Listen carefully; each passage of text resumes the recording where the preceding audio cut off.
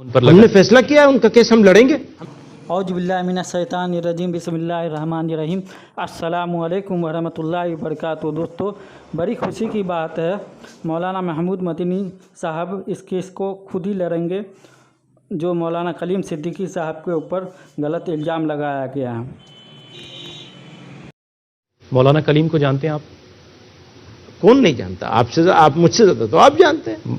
तो क्या हुआ पिछले वक्त में? एक बड़ा इल्जाम उन पर लगा। हमने फैसला किया है, उनका केस हम लड़ेंगे, हम डिफेंड करेंगे उनको। उससे भी बड़ी बात तो ये है कि सुरेश राणा और संगीत सोम जैसे लोग जो एमएलए हैं, मंत्री हैं, 77 मुकदमे ऐसे हैं जिनको बिना ठोस वजह बताए वापस ले लिया गया। तो ये सारी वजहें मुसलमानों में एक और फिक्र ये पैदा करती है कि उनके साथ एक अलग तरह का रवैया सरकार ने अपना रखा है।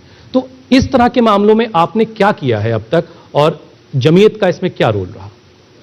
देखिए, मुजफ्फरनगर स्पेसिफिक आप सवाल कर रहे हैं। यूपी की बात कर रहे हैं इसलिए मुजफ्फरनगर को जिक्र। हाँ, ठीक है। तो मुजफ्फरनगर के इंसिडेंट जिन जिन वजूहात से हुए वो भी एक लंबी लिस्ट है। नहीं, कोई सवाल आपने किया? क्योंकि सुप्रीम कोर्ट इस पर सवाल पूछ रहा है कि बगैर कोई ठोस वजह बताए 77 मुकदमे वापस ले लिए गए। देश की सबसे बड़ी अदालत ये सवाल कर रही है, तो आपकी तो जिम्मेदारी और बड़ी बनती है। जी हाँ, सही है। तो ये जो सिचुएशन मुल्क में बनाई जा रही, सिर्फ ये एक मुजफ्फरनगर नहीं है, ऐसे बहुत सारी चीजें हैं। दो तरफा वार हो रहा है, एक तरफ केसेस लगाए जा रहे हैं। अच्छा, मजे की बात यह है कि 5 साल तक केस लड़ा जाएगा। जब केस लगेगा तो उसको बहुत बड़ा मुजरिम बना के पेश किया जाएगा। मेरे ऊपर केस लगेगा, वो खूब चलेगा, इसने ये किया, इसने ये किया, इसके पास यहां से पैसे आए, इसने ये फला काम किया, फला काम किया, फला काम किया। 5 साल केस चलेगा, 7 साल केस चलेगा, मालूम हुआ बरी हो गए। तो केस लगाने में भी और केस हटाने में भी कोई जवाब नहीं है इन सरकारों का, कोई जवाब नहीं। मौलाना कलीम को जानते हैं आप? कौन नहीं जानता? आप मुझसे ज्यादा तो आप जानते हैं। तो क्या हुआ पिछले वक्त में? एक बड़ा इल्जाम उन पर लगा। हमने फैसला किया है, उनका केस हम लड़ेंगे, हम डिफेंड करेंगे उनको। ठीक है। पूरी ताकत से जो इंडिया का हमारा सिस्टम है, संविधान ने जो हमें जितने तरीके दिए हैं डिफेंड करने के, सारे तरीके इख्तियार करने की हर मुमकिन कोशिश। सरकार ये कह रही कि बड़े पैमाने पर धर्मांतरण हो रहा है। यही कह रहा हूं मैं कि सरकार, ऐसी सरकार जो 4.5 साल के बाद अचानक उसकी आंख खुल गई धर्मांतरण, वो तो बहुत दिनों से काम कर रहे हैं। आज नया काम तो है नहीं कोई। तो वो अच्छा, और उसमें भी डबल स्टैंडर्ड है।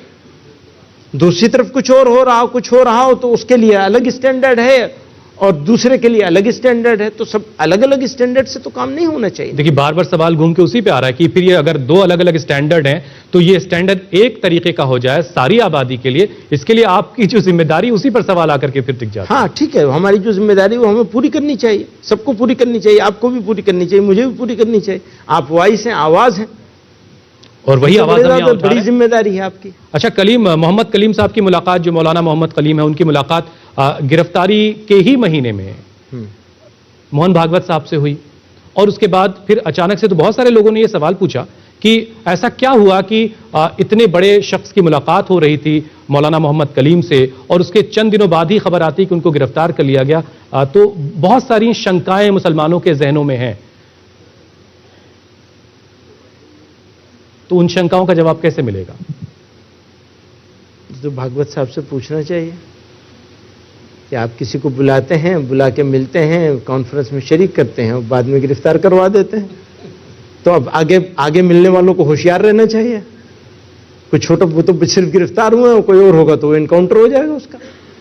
लेकिन अभी तक मुझे ये क्लियर पिक्चर नहीं मिल पा रही कि जमीयत के प्रेसिडेंट के तौर पर जो आपकी अपनी जिम्मेदारियां हैं, मुल्क की इतनी पुरानी ऑर्गेनाइजेशन, इतनी सारी काम आप कर रहे हैं, वो इन सारी चीजों में किस तरह का और कितना रोल प्ले कर रही है, उसके बावजूद इस तरह की चीजें लगातार हो रही हैं। हालांकि आपने कबूल किया कि आपकी कुछ कमी रही है, ये बहुत बड़ी